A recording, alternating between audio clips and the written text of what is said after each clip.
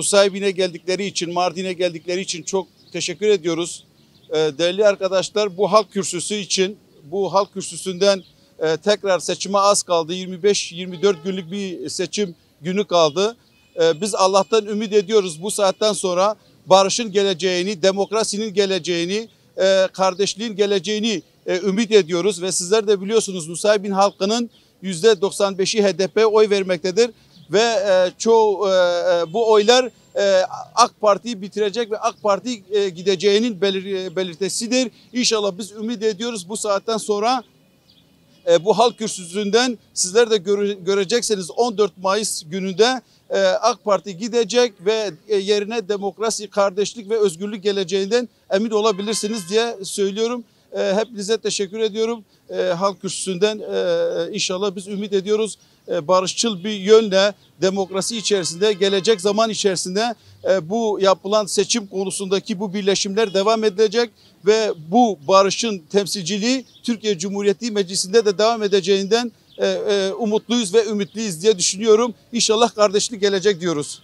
Vega adlema ya dilema şu partiya maya am Kurdun jbo ve kemedina xwa hilbijartına mazatın beser ma be galema hamu ve befekrin hangama Erdoğan zaten belliye go mabkena habduda tevliha bune derxe jbo ve ke be mlat çiki befekre ya be yego Kurd beş xob be xwa be may çawa dinhe gidi be çi diliyada be Kurdun diliyada ya Sarı Kurdun'u be bidna xwa Seçimde eskide oyumuzu HDP'ye verdik. Şimdi Yeşil Sol Parti'ye vereceğiz.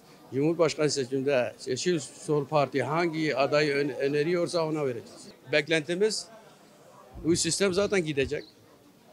Ve o konuda buradaki bu bölgelerde herhangi bir sorun çıkmaz.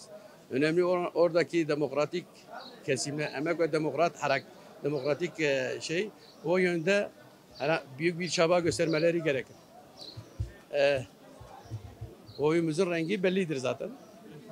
O konuda buradaki halklar eskide de %80-90 üzerinde oy çıkıyordu. Oy potansiyeli. Bu şeref, bu namusu Yeşil Sol Parti. Edi hamu fasifi sona boş nedi. Yeşil Sol Parti. Merhaba, burası Nusaybin Çarşısı. Biz Nusaybin halkı olarak herkes Yeşil Sol Parti'yi destekliyoruz. Amacımız burada barış, demokrasi ve özgürlük adına biz burada konuşuyoruz. Yani buradaki halkın %85, %90'ı Yeşil Sol Parti'yi destekliyor. Yani yeni sonuç itibariyle biz demokrasiden yanayız, özgürlüklerden yanayız. Çünkü tek parti rejimini, tek parti devireceğiz inşallah. Bütün halk, bütün Türkiye halkları olarak biz bunu istiyoruz ve biz bunu göreceğiz inşallah. Yani ben halktan bunu bekliyorum. Herkesin de Yeşil Sol Parti'yi desteklemesini bekliyoruz. Ra nedne AK Parti. AK Parti imana maçka. Kilo ago şu sesi dorakı. Amna makar khodikin. Basa. Ma bir hayata maçka gidiş bo khodi. Om biratiyet khazinu, qanciyet khazinu bo adalet khazinu. Uş bo khodi. Necbu çıkidi. Uslaf ve hürmet bo ve tevda. Ve khoyet ala bkhir bki. Şimdi nasıl bir atmosferle seçime gideceğimizi şöyle düşünelim. Yani ben bir üniversite öğrencisi olarak insanlar hayatından memnun değil. Birincisi bu. Yani gerçekten insanlar hayatından memnun değil. Bir değişime ihtiyaç var.